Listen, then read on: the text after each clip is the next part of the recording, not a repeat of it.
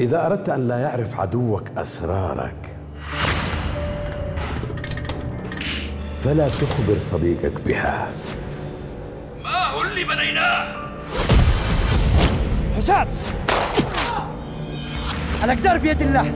الاستهانة بالخصم لمجرد مظهره غباء قد يؤدي للهزيمة.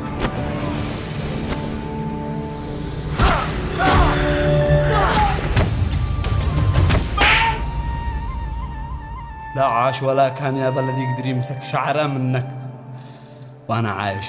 أمي اللي ماتت مقتولة وللآن ما عرفناش من الذي قتلها. ماتت يا محمد سعد. قررت أكلمك بالسر الذي عاش في صدري سنين. اللي شقتله لو عرف شيء عن السر المدفون. من حقك تعرف كل حاجة. حبايبي المتابعين، اليوم من وسط المعهد. هدوء هو الطريق الأمثل لانتقام مدمر.